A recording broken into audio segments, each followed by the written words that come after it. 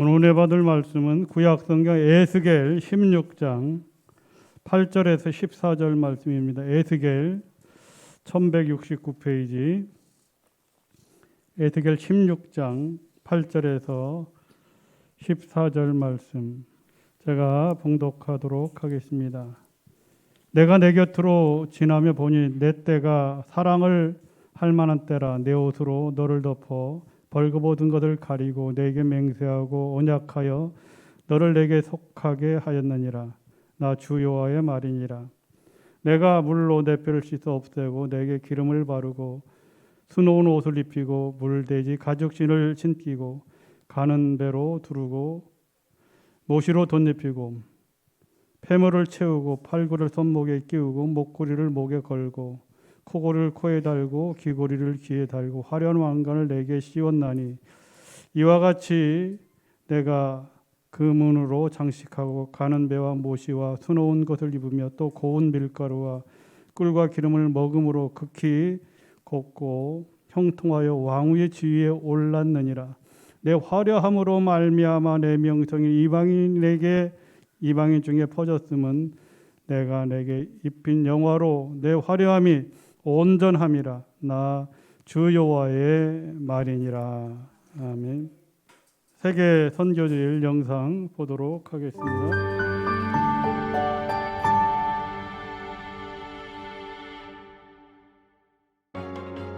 오늘 우리는 지난 두 편의 영상에서 만난 복음 전파 외에도 구세군이 캄보디아에서 어떻게 사람들의 필요를 채우고 있는지 함께 살펴보고자 합니다.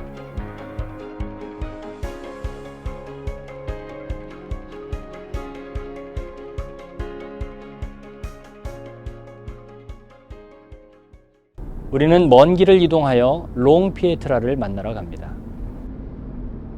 ខ្ញុំចង់បង្កើតក្រុមរួមហើយលេខបាល់ទាត់ក្រុម BTS ហត់ចឹងខ្ញុំព្រមតា 피에트라는 3년 전 심장병 수술을 통해 새 생명을 얻게 되었습니다. ជំរាបសួរខ្ញុំឈ្មោះឡុងភក្ត្រាហើយឆ្នាំនេះខ្ញុំអាយុ17 18ឆ្នាំរៀនថ្នាក់ទី12នៅវិទ្យាល័យហ៊ុនសែនស្រីបន្ទាយ បាទតើតើនឹងសិស្សឈ្មោះឡុងភក្ត្រាកាលមុនវះកាត់ហ្នឹងគាត់មានអាការៈឆាប់ហត់បាទហើយទី1ហត់បន្ទាប់មកគឺពិបាកដកដង្ហើម ពេលមុនវះកាត់មានអារម្មណ៍ថាញ៉ាំអីអត់សូវបានអត់សូវឆ្ងាញ់ហើយរៀងស្គមតែពេលវះកាត់ហើយញ៉ាំឆ្ងាញ់ហើយឡើងគីឡូ BTS를 좋아한다던 피에트라는 숨을 쉬기도 어려웠지만 이제 다른 친구들과 다름없이 건강하게 살아가고 있습니다. 새로운 생명을 얻은 피에트라의 미소가 우리의 마음을 따뜻하게 합니다. 이번에는 캄보디아 7번째 사역지를 개영하게 될 뿌레이웽 인근에 위치한 라탈라암 초등학교를 찾아왔습니다. 이곳에서 우리는 아이들을 위해 우물을 파고 많은 아이들이 함께 사용할 수 있는 수도가를 만들었습니다. 아이들은 학업을 하고 운동을 하고 이곳에서 씻기도 하며 물도 마십니다. កន្លែងនេះមួយកន្លែងនេះធ្វើឲ្យទាំងសិស្សទាំងឪពុកម្ដាយសិស្សហើយលោកគ្រូបង្រៀនគាត់មានការសប្បាយចិត្តហើយក៏សូមជូនពរទៅដល់អង្គការដែលបានជួយនេះសូមឲ្យទទួលតែសេចក្តីសុខនិងជ័យជំនះគ្រប់ភារកិច្ច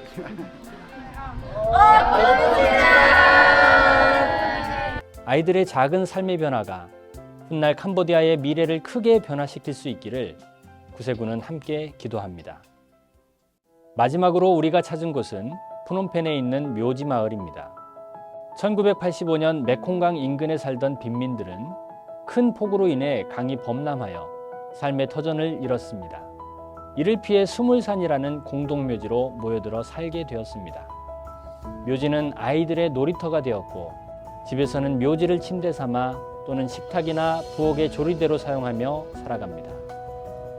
공동묘지에서 살아가는 삶은 너무도 열악합니다. 식수와 위생적인 환경을 위해 구세군은 이 마을을 돕게 되었습니다. 깨끗한 물을 위해 상수도를 매설하였고 식수를 원활하게 공급하기 위해 마을 공동의 정수장도 마련했습니다. 어려운 환경 속에서도 아이들의 미소는 동일하지만 좀 더 안전한 환경을 위해 구세군은 깨끗한 물을 흘려 보냈습니다. 구세군은 캄보디아뿐만 아니라 전 세계에 생명의 물을 전합니다. 세계 선교헌금을 통해 이 선한 일에 동참해 주시기를 부탁드립니다. 감사합니다.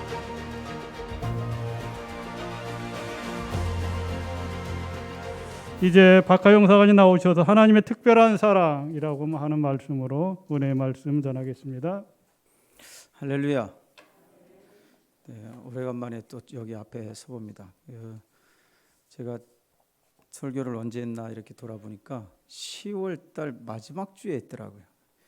10월의 어느 마지막 주일 날 설교한 것이 있어서 벌써 10월 달했는데 1년 됐다 이런 생각을 하면서 참 세월이 빠르다 이런 생각을 했습니다. 오늘 또 주의 말씀을 전하고자 합니다. 잠깐 기도하겠습니다. 하나님 감사합니다. 오늘 또 우리에게 귀한 시간을 주셨습니다. 이 시간 주님만을 위하여 또 주님과 함께 그리고 주님 때문에 기뻐하고 감사하는 시간 되게 하시고 주님께 영광이 되는 시간 되게 도와 주시옵소서. 우리 마음을 열어주시고 우리 마음 중심 속에 하나님께서 채워주시는 놀라운 은혜가 넘치게 하여 주시옵소서. 예수님의 이름으로 간절히 기도드리옵나이다. 아멘. 오늘 말씀은 에스겔인데 에스겔서. 여러분 에스겔서는 잘 안 보시죠? 성경이 뒤에 쪽에 있어서 그리고 말도 좀 어렵고 그리고 여러 용어들이 그리고 내용들이 조금 어렵기도 합니다. 근데 어쨌든 에스겔서는 다니엘하고 그 다음에 예레미야와 같은 시대에 활동했어요. 그러니까 예레미야서나 그 다음에 다니엘서나 그 에스겔서를 이렇게 보면 그 시대의 상황들을 볼 수가 있는 겁니다.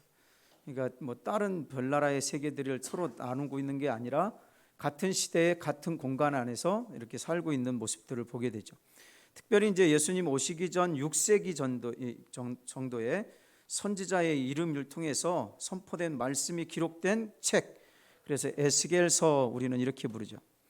자, 에스겔서의 에스겔이란 뜻은 하나님께서 강하게 하신다 이런 뜻입니다. 타협하지 않는 심판의 메시지와 그 이후에 회복의 메시지를 선포하도록 부르심을 받은 선지자의 이름답다라고 볼 수 있죠. 그러니까 하나님께서 강하게 하신다. 같이 합시다. 하나님께서 강하게 하신다. 여러분을 강하게 하실 줄 믿습니다. 네. 에스겔서는요 백성의 역사 가운데 가장 이스라엘 백성들 가운데 가장 암울한 시기였습니다. 여기 보시면 솔로몬이 있죠. 남북으로 갈라지고 지난주 그 주일 오후 시간에 김순희 사사님이 얘기했던 거예요. 남북으로 갈라졌죠. 남쪽은 여로보암, 북쪽은 여로보암. 그 다음에 위로 올라가서는 누구? 여기서 보면 엘리야, 엘리사, 그 다음에 호세아, 아모스, 요나들이 요때에 북이스라엘을 놓고 이야기를 하는 거예요. 그래서 여러분이 북이스라엘을 이야기하실 때에 저 선지서들은 북이스라엘을 얘기하는 거예요. 그 다음에 그 밑에 보면 요엘, 오바디아라는 사람인데 같은 시대 사람인데 이 사람은 남쪽에 있는 유다를 향해서 예언하는 사람입니다. 이렇게 이야기를 하죠. 그 다음에 이제 어느 정도 오다가 어디서 여기에서 이제 멸망하죠. 북쪽 이스라엘은 아수르, 그러니까 아시리아 이렇게 하죠. 거기서 멸망합니다. 멸망하고 쭉 내려오니까 그때 누구냐? 히스기야 왕이 되어 있었다라는 거죠. 그 왕이 이제 있다가 쭈쭈쭈쭈쭈 하다 히스기야 왕 때 한 130년쯤 지나서 남쪽 유다도 바벨론에게 홀딱 망해 버립니다. 아니 아수르는 뭐고 바벨론? 아수르는 원래 어마어마한 강국이었는데 어느 시기에 흐지부지 돼서 바벨론한테 먹히게 되죠. 그래서 바벨론에 의해서 이제는 남쪽 유다마저도 점령당하게 되죠. 자, 그리고 나서 그때 이제 선지자들이 누구냐면 이사야, 미가, 나움, 스바냐, 예레미야, 하박국이라는 선지자들이 막 마지막 시대 그때 남쪽 유다에 대해서 계속 예언하는 거예요. 뭐 한다고? 망한다 이렇게 하는 거예요. 망한다. 얘들아 망한다. 제발 정신 차려. 망한다. 망한다. 막 이러면서 계속 외쳤던 내용들이. 그러니까 여기 선지자들이 나온 것은 다 망한다고 외친 거예요. 그러니까 정신 차리지 않으면 망하니까 망한다. 정신 차려. 빨리 망하니까 회개하고 돌아와야 돼. 막 이러죠. 그런데 신기하게도 다니엘하고 에스겔은 포로로 잡혀가서 포로 시대 사람이에요. 여러분 이제 포로 시대 사람이라서 조금 내용이 달라요. 자, 두 개의 이제 지역으로 나눠져서 이제 성경이 기록이 됩니다. 예레미야는 여기 예루살렘 중심으로 해서 이제 본토인들을 향해서 설교를 하고 말씀을 전하고 선포를 하고, 에스겔이나 다니엘은 어디 가서 바벨론 땅에 포로로 잡혀와서 거기에서 잡혀온 포로들과 함께 하나님의 뜻을 전하기 시작하는 거예요. 그래서 이렇게 두 가운데로 나눠져서, 그래서 예레미야는 본토에서, 그 다음에 에스겔이나 다니엘은 바벨론 땅 포로된 지역에서 이제 막 말씀을 전하셔서 요 내용이 조금은 달라요. 뭐가 다를까요? 포로된 사람들을 향해서 하는 이야기 에스겔 다니엘서하고, 포로가 아니고 본토에서 지금 어렵지만 망했지만 그래도 살고 있는 그들을 향해서 예레미야 선지자가 예언하고 있다는 거예요.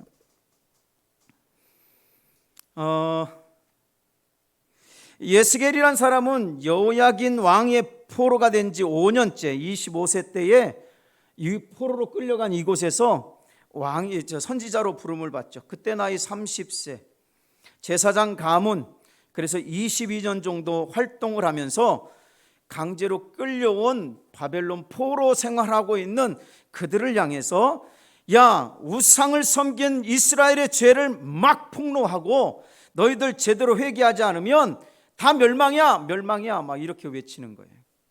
근데 중요한 게 있습니다. 예언서, 선지서는 꼭 이야기합니다. 망한다, 그러나 구원하신다. 이 얘기를 꼭 하십니다. 그러니까 주제가 뭐예요? 망한다는 거예요. 그런데 뭐 하신다고? 그러나 반드시 구원하신다는 거예요. 그걸 계속해서 이야기하는 거예요. 선지서를 보다 보면 뭐 막 계속 망하는 이야기, 뭐 어렵고 힘들고 고난당하고 너 그럴 수밖에 없어 이러는데, 뒤에 가다 보면 하나님이 그래도 구원해 주실 거야. 누구를 보내주실 거야. 그래서 마지막 말라기에는 엘리야를 보낼 거야 뭐 이렇게 얘기를 하잖아요. 누가 왔습니까? 세례 요한이 오죠. 그리고 나서 계속된 사역들이 이어지기 시작합니다. 자, 에스겔서는 48장으로 되어 있습니다. 좀 길어요. 48장으로 되어 있는데 1장부터 32장까지는 예루살렘 멸망, 열방들을 향한 심판 이렇게 얘기하죠. 33절부터 48절에는 그래도 하나님이 위로하고 소망의 메시지를 막 전하는 내용으로 기록이 되어 있습니다. 자, 그러면 오늘 본문 16절 말씀을 딱 집어놓으면 그 말씀은 여러분 성경 한 장 중에 절이 36절이나 되는 절을 가지고 있는 게 한 10가운데 됩니다. 그러니까 성경책에 보면 한 장에 63절 정도 되는 것이 10가운데 되는데 그 중에 한 곳인데 좀 길지요. 그러니까 엄청 길게 되어 있어요. 16절, 16장과 비슷한 게 이제 23장인데요. 거기에 보면 성적인 이야기가 어마어마하게 나와 있어요. 그러니까 성경에서 성적인 묘사를 이렇게 해도 되나? 이걸 우리가 읽어도 되나? 할 정도로 야하게 만들어놨어요. 우리 말하면 야하다 뭐. 아니면 이게 너무 심하게 써놓은 거 아니야? 라고 할 정도로 여기에 성경에 보면 그렇게 성적인 이야기들을 아주 심하게 써놓습니다. 제사장 가문의 출신 누구예요? 에스겔은 내가 그 말을 전해야지. 여러분 강단에서 여러분에게 막 성적인 이야기를 여기서 막 해버리면 뭐라고 할 것 같아요? 다 도망가실 거 아니에요?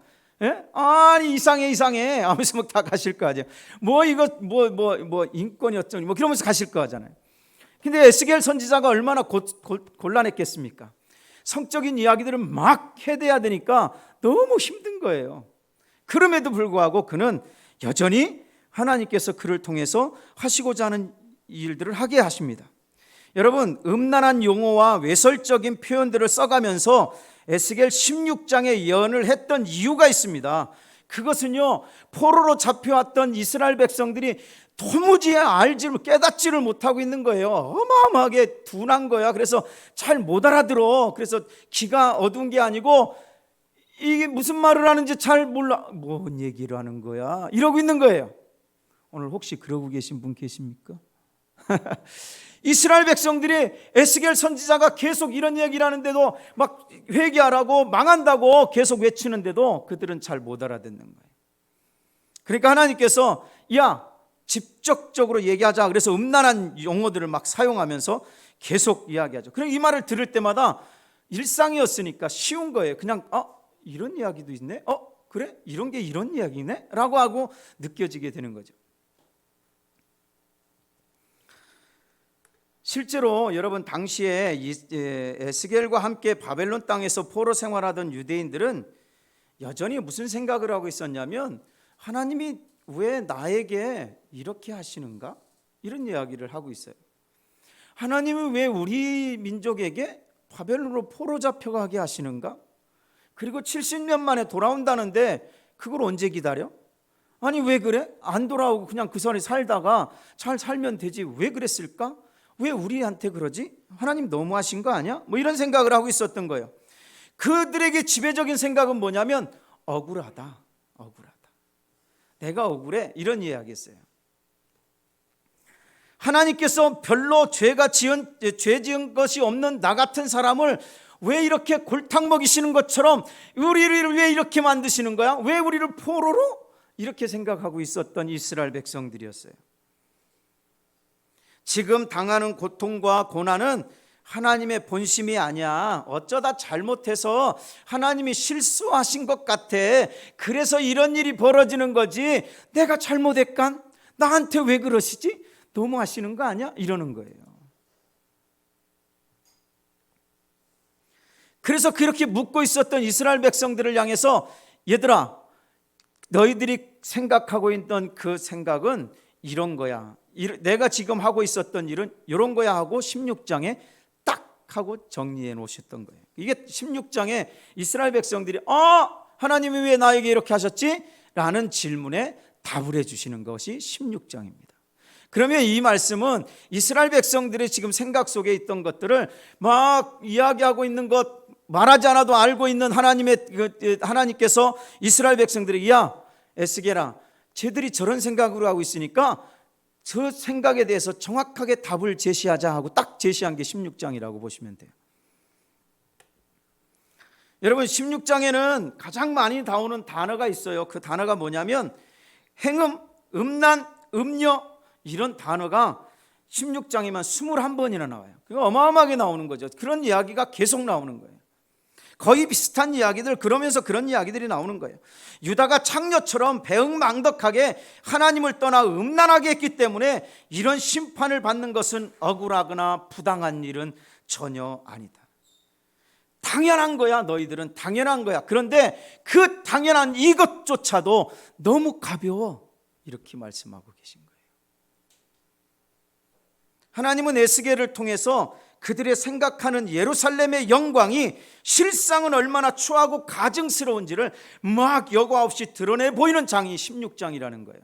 이 말씀을 보면서 남녀가 이상의 분류를 하고 있네, 이런 쪽으로 바라보시지 말고 하나님께서 지금 우리를 향해서 우리의 모습, 아니 이스라엘 백성들의 모습이 어떤지를 계속 이야기하고 있다는 것을 기억하며 읽으시면 여러분이 잘 읽을 수 있게 될 겁니다. 자, 그런데 이 말씀을 읽다 보면 외설적인 이야기들이 계속 나오는 것 같지만 그 안에서 하나님의 특별한 사랑을 발견할 수 있는 거예요. 하나님의 은혜와 특별한 사랑이 이스라엘에게 어떻게 나타났는지, 그 사랑으로 현대를 사는 우리 한 사람 한 사람, 그리고 우리 공동체는, 그리고 이 공동체를 하나님은 어떻게 인도하고 가실 것인지를 우리가 말씀을 살펴보면서 함께 나눠보려고 하는 겁니다. 자, 첫 번째로 보면 이런 겁니다. 구원받기 전에 인간의 모습을 볼 수가 있는 1절부터 6절까지의 말씀이에요. 여러분 16장 전체를 보셔야 됩니다. 그냥 제가 읽었던 그 말씀 말고 16장 전체를 보셔야 돼요. 거기 보면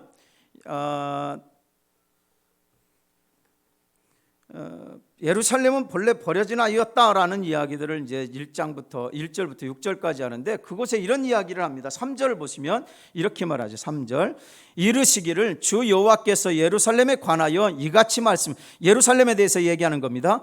내 근본과 내 땅은 가나안이요, 내 아버지는 아모리 사람이요, 내 어머니는 헷 사람이다. 이렇게 얘기를 하죠. 이스라엘의 태생이 자기들이 멸시하는 이방 민족과 다르지 않다. 그 말을 들었을 때 이스라엘 백성들은 얼마나 충격이었을까. 나는 원래 그렇지 않다고 생각했는데 하나님은 그렇다고 하시네? 이런 거죠. 나는 그거라고 아니었는데 하나님이 그렇게 하시네? 깜짝 놀라는 거죠. 그래도 놀란 거예요. 특히 이렇게 말하죠. 여러분 51절 보시면 이렇게 말하죠. 51절에 이런 말을 하죠. 사마리아는 내가 저지른 모든 죄의 반만큼도 죄를 짓지 않았다. 그러니까 사마리아 너희들은 부정한 민족이야 라고 이스라엘 백성들이 원래 생각했는데 하나님의 판단은 뭐냐면 사마리아가 저지른 죄보다 이스라엘 백성들 네가 지은 죄는 더 커. 내가 그들보다 역겨운 일들을 더 많이 했어.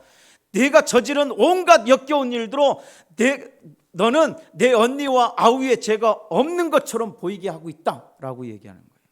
그러니까 이스라엘 백성들의 죄가 얼마나 큰지를 보여주고 있는 거죠. 이렇게 얘기를 하는 거예요.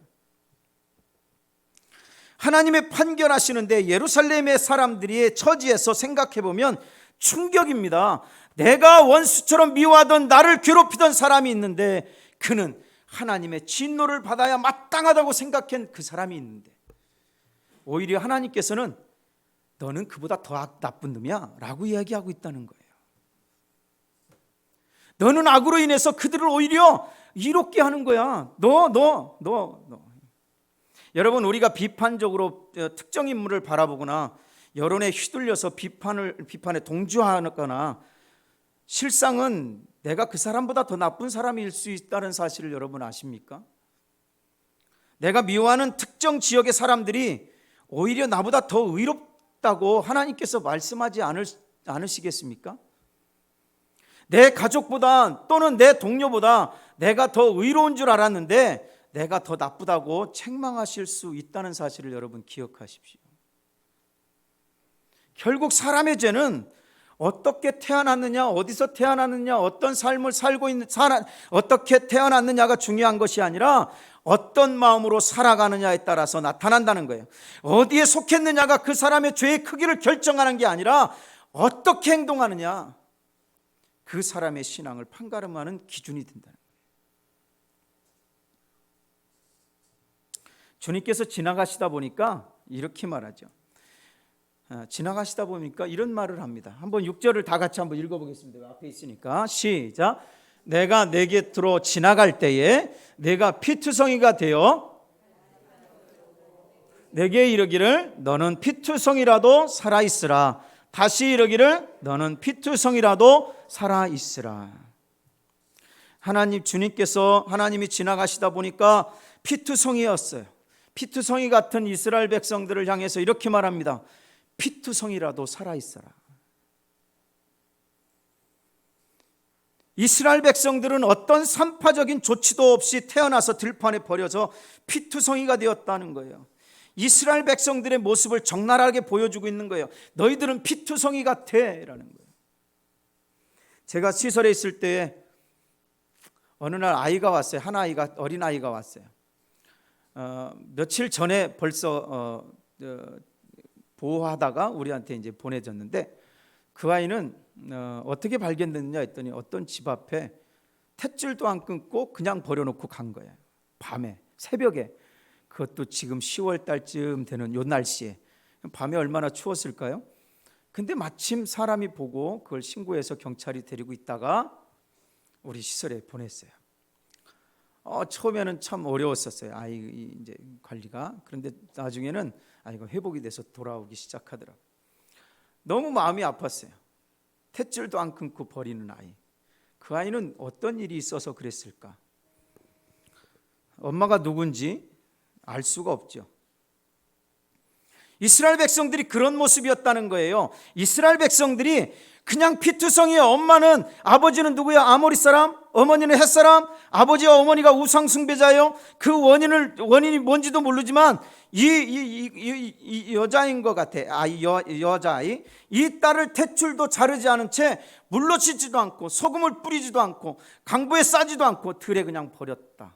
이렇게 얘기한 거예요. 아무도 국률이 여기지 않았어요. 햇빛에 혹시 타 죽을 수도 있어요. 여러분, 해가 지면 얼어 죽을 수도 있어요. 짐승이 없가뇨. 짐승들이 와서 건드리면 어떻게 해요? 큰일 나잖아요. 이는 하나님 앞에서 예수 믿기 전에 저와 여러분의 모습이라는 거예요. 그렇게 불안불안하고 이게 너무너무 안타까운, 이게 조금만 어떤 과정만 없으면 우리는 죽을 수밖에 없는, 완전히 그냥 사라질 수밖에 없는 존재들, 그런 존재였어요. 그런데 여러분, 로마서에 보니까 이렇게 말합니다. 모든 사람이 죄를 범하였으며 하나님의 영광에 이르지 못했다. 그런 삶이었다, 그런 상태였다는 거예요. 로마서 3장 10절은 뭐라고 말합니까? 기록한 바 의인은 없나니 하나도 없다. 솔로몬은 똑같은 이야기를 합니다. 전도서 20장에서 뭐라고, 7장 20절에서 뭐라고 합니까? 선을 행하고 죄를 범하지 아니하는 의인은 세상에 아주 없느니라 이랬어요. 도울 자도 어떤 소망도 능력도 없는 상태, 그 상태가 예수 믿기 전의 상태. 그런데 마귀는요, 사람들을 이 참된 영적인 상태를 못 보게 계속 방해하는 거 여러분 아십니까? 남에게 해를 끼치지 않고 사회에 선을 행하며 살았다는 거예요. 내가 왜 그런데 피투성이야? 이렇게 얘기를 하고 있는 거예요. 그러면서 어떤 사람들은 그러죠. 내가 선을 일을 많이 했으니까 죽으면 내가 천국 갈 거 아닌가 봐. 그런데 왜 내가 이 피투성이라고 얘기해? 그거는 오류지라고 얘기를 하게 만드는 거예요. 성경은 뭐라고 말합니까? 의인은 없다, 하나도 없다는 거예요. 우리의 모습이 그거다, 우리 현실이 그거다는 거예요. 우리의 상태가, 우리의 존재가 그렇다는 거예요. 버려진 것, 광야, 하나님의 개입 없이는 광야에서 벌거벗고 누워있는 피투성이에게 아무런 소망이 없었다는 거예요. 버려진 피투성이는 자신의 힘으로 상황을 바꿀 수가 없었다는 거예요. 자신의 힘으로 구원받을 수 없다는 거였어요.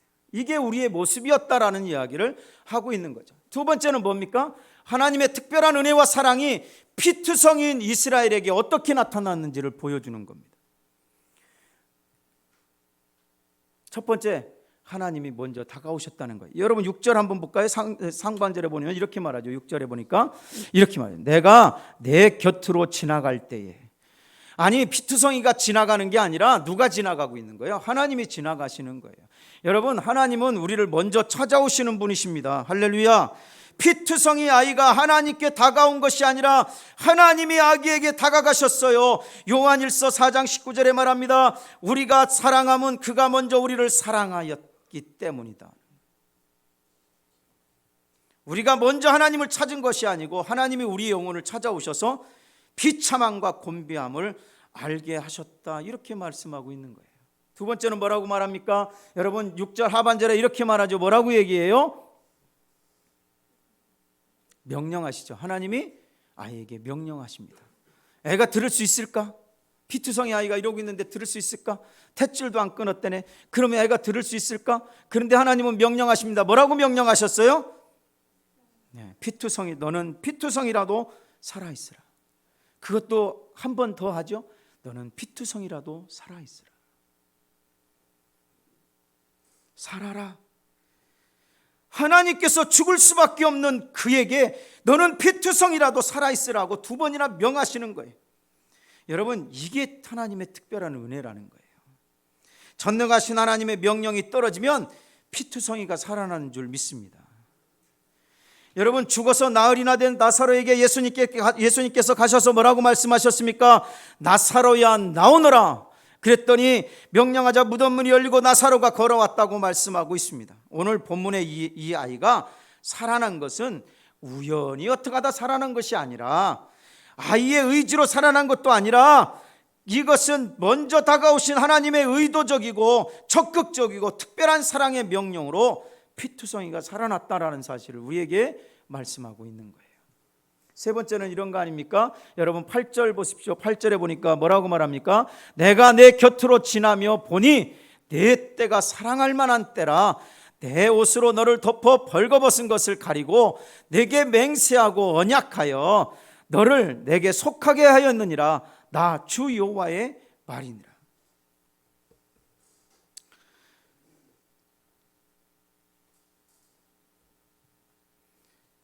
누구도 빼앗아갈 수 없는 영혼, 하나님께서 언약하셨다는 거예요.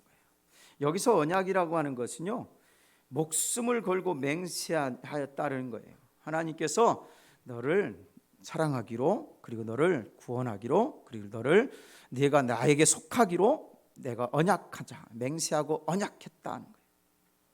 여러분, 예수님은 하나님 아버지가 구원하라고 맡기신 영혼을 하나라도 잃어버리면 안 되었습니다. 그래서 요한복음 6장 39절에 말합니다. 나를 보내신 이의 뜻을 행하려 함이니라. 나를 보내신 이의 뜻은 내게 주신 자 중에 내가 하나도 잃어버리지 아니하고 마지막 날에 다시 살리는 이것이다.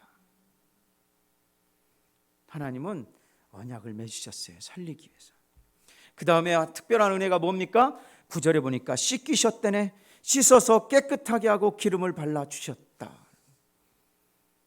그 다음에 뭐라고 합니까? 10절에서 13절 사이에 보니까 뭐라고 말하죠? 그리고 아이가 성장하자 최상의 옷을 입히고 그 다음에 왕후로 그를 삼아 주셨다. 이렇게 말하는 거예요. 수많은 아이가 있을 텐데, 수많은 아이가 있었을 텐데 왕이신 하나님은 들의 탯줄도 자르지 않은 채 핏덩어리로 버려진 그 불쌍한 인생을 살려다가 하나님께서는 씻기시고 곱게 기름을 발라 온갖 좋은 것으로 치장하여서 이스라엘을 왕위의 지위에 올라가게 하셨다는 겁니다. 여러분, 태어나는 순간부터 죽을 수밖에 없었던 이스라엘은 하나님의 은혜로 자라서 죄의 옷을 벗고 의의 옷을 입혀주셨던 것입니다. 화려함을 입고 하나님의 신부가 되게 하여 주셨습니다. 14절 누가 하셨다고 말합니까? 14절 보십시오. 이렇게 말합니다. 내 화려함으로 말미암아 내 명성이 이방인 중에 퍼졌음은 내가 내게 입힌 영화. 내가 누구예요? 하나님. 그렇죠. 누가 이 핏덩어리 같은 이 아이를 살렸습니까? 하나님. 그리고 그를 씻기시고 왕위의 자리에 올리게 하신 분은 누구십니까? 하나님. 그럼 왜 하나님은 버림받은 피투성이 아이에게 완전한 구원을 베푸셨을까요? 길가에 버려져 누구도 애인지 모를 누구 애인지도 모르는 그 애를 하나님이 살리고 영화롭게 하셨는데 왜 그러셨을까? 여러분, 그것은 간단합니다. 같이 합시다. 하나님이 사랑하셨기 때문이다. 믿으십니까? 그렇습니다. 다만 하나님이 사랑하고 싶어서 사랑하신 거예요. 아니 왜 그를 선택했습니까? 아니 왜 걔입니까? 아니 왜 납니까? 하나님이 사랑하셔서, 사랑하고 싶으셔서 여러분을 선택하시고 우리 예수 믿게 하시고 구원받게 하신 거예요. 하나님의 자녀 삼아주시고 천국 백성 삼아주신 거예요. 오늘 또 그 일을 할 수 있도록 오늘 또 힘을 주고 계신 거예요. 왜요? 사랑하셔서. 신명기 7장 8절 보십시오. 이렇게 말합니다. 여호와께서 다만 너희를 사랑하심을 인하여 또는 너희 열조에게 맹세를 지키게 하심을 인하여 이렇게 했다. 이렇게 바로왕, 애굽의 바로왕 손에서 너희를 속량했다. 뭐 때문에? 사랑하시기 때문에. 사랑하시려고. 로마서 5장 8절은 뭐라고 합니까? 우리가 아직 죄인 되었을 때에 그리스도께서 우리를 위하여 죽으심으로 하나님께서 우리에게 대한 자기의 사랑을 확증해 주셨다. 우리는 들에 버려진 피투성이 같은데 하나님이 우리를 먼저 찾아오셔서 살라고 명령하셨어요. 하나님이 우리를 사랑하신 것은 조건이 있는 것이 아니라 무조건 사랑하신 거예요. 우리에게 사랑받을 만한 조건이 없음에도 불구하고 사랑하고 계신 거예요. 과거에 지은 죄가 커도 우리를 사랑하시는 거예요. 이것을 하나님의 주권적인 사랑이다. 이렇게 우리는 이야기합니다. 이 하나님의 사랑은 수많은 아이가 있었음에도 하나님은 이렇게 유기된 그 아이를 선택하셔서 왕으로 그리고 왕후의 자리까지 오게 하셨던 겁니다. 왜요? 하나님이 그를 사랑하셔서. 오늘도 이 사랑으로 저와 여러분을 사랑해 주셔서 구원받아 하나님의 자녀가 된 줄 믿습니다. 할렐루야. 자, 그런데 이런 이야기로 끝나면 참 좋겠잖아요. 이렇게 훌륭하잖아요. 버려진 아이가 하나님이 씻기시고 돌봐주셔서 이제 옷도 입혀주고 잘해서 왕후까지 갔다. 훌륭하다, 박수! 이렇게 끝나야 될 거 아닙니까? 그런데 이상하게 성경은 그 다음 이야기를 한단 말이에요. 그럼 그 다음 이야기를 하는 이유를 우리가 들어야 되는 거예요. 왜 하나님께서 입혀주시고 그 눈부신 화려함으로 하나님 앞에 뽐내고 그 아름다운 신부의 모습으로 살아갈 수 있게 하셨는데 그 모습 그대로 끝나면 너무 좋은데 15절에 보니까 이렇게 말합니다. 화려함을 믿고서 명성을 가지고 지나가는 모든 자와 더불어 음란하게 행했다. 27절에 보니까 블레셋이 흉볼 정도로 배역하였다는 거예요. 야, 우리도 다곤신을 섬기며 우상국가지만 야, 너희들 이스라엘 백성들 너희들처럼 막 가는 음녀는 우리는 아니야. 너희들은 참 못됐다. 이렇게 말할 정도로 블레셋 사람들이 흉볼 정도로 배역하고 있었다는 거예요. 32절은 뭐라고 말합니까? 남편 대신에 다른 남자들과 내통하여 간음하는 자라고 말하고 있는 거예요. 44절은 뭐라고 말합니까? 사마리아와 소돔이 아무리 죄가 크다고 해도 예루살렘 너희들만큼 크겠느냐? 이렇게 말하고 있는 거예요. 하나님께서 이스라엘 백성들을 끌어내시고 이후 제사장 나라 거룩한 백성의 정체성을 심어주시고 열방을 축복하는 축복의 통로로 삼아주셔서 다윗 이후의 솔로몬 때에는 이방인에게서 그 명성이 퍼지게 하셨던 거예요. 그런데 하나님은 하나님이 주신 그 큰 복을 가지고 음란했다는 거예요. 다시 말하면 우상숭배했다라는 얘기예요. 하나님 말씀에 불순종했다는 거예요. 왕이신 하나님의 아내로 삼은 왕후가 방자여 음녀가 되니까 세상 족속이 조롱하게 되었다는 거예요. 이런 여인을 남편이 그냥 두겠습니까? 38절에 뭐라고 말합니까? 여러분 38절을 한번 볼까요? 38절을 얼른 보셔야 돼요. 자, 보면 이렇게 말합니다. 내가 또 간음하고 사람의 피를 흘리는 여인을 심판함 같이 너를 심판하여 진노의 피와 질투의 피를 내게 돌리겠다. 무서운 말씀을 하죠. 아니, 살릴 때는 언제고 또 이렇게 무서운 말씀을 하실까? 여러분, 현재 우리 역시 신랑 되신 주님의 신부인 줄 믿습니다. 여러분, 탐욕에 빠져서 주님께 관심을 두지 않는다면 음란한 여인이 바로 저와 여러분일 수 있습니다. 어려울 때 하나님보다 돈과 인맥을 더 의지한다면 이스라엘이 하나님을 의지하지 않아 음행한 자로 책망을 받았던 것과는 다름이 없을 것이라는 거예요. 시간이 너무 빨리 가서 다시 하겠습니다. 나를 사랑하는 자를 사랑하지 않고 다른 곳에 더 관심을 두는 것은 과거 이스라엘이 하나님을 배신하는 것과 다를 바가 없다는 거예요. 남편 대신 하나님이 어찌 그런 여인을 그냥 둘 수 있겠느냐. 그래서 간음한 이스라엘을 바벨론의 포로의 고통으로 내리셨다는 이야기를 하고 계십니다. 그리고 그들을 심판하고 그들과 절교를 선언하십니다. 왜 이런 일이 벌어졌습니까? 왜 이스라엘 백성이 70년간의 바벨론 포로로 끌려갑니까? 하나님의 나라의 백성을 만드시고 출애굽시켜서 가나안 땅으로 인도하시는 중에 하나님의 나라 백성 가나안 땅에 들어가고 지키고 살아야 될 법도와 규례를 시내산에서 정해 주셨어요. 제사장 나라 거룩한 백성으로 언약을 맺고 분명한 정체성을 주시면서 말씀하신 것이 이 말씀이에요. 뭐라고요? 모세에게 말합니다. 너희가 거주하던 애굽 땅의 풍속을 따르지 말며 내가 너희를 인도할 가나안 땅의 풍속과 규례도 행하지 말라. 그런데 뭐라고 말합니까? 에스겔서 11장 12절에 너희는 내가 여호와인 줄 알라. 너희가 내 율례를 행하지 아니하며 규례를 지키지 아니하고 너희 사방에 있는 이방인의 규례대로 행하였다. 이렇게 말하고 있는 거예요. 그러니 너희들은 당연히 포로로 잡혀가는 것은 당연하다. 우상 숭배하고 하나님의 말씀을 잊어버렸다. 그래서 포로가 되었다는 거예요.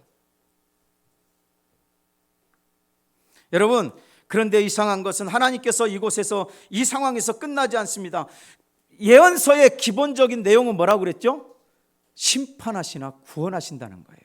심판하시나 구원하신다는 내용이에요. 심판하겠다는 거예요. 너희들 간음했지, 너희들 우상숭배했지, 너희들 규례와 안 지켰지, 이방인들 마음대로 살았지, 그렇게 살았지. 그런데 하나님이 너희들을 다시 살릴 거야.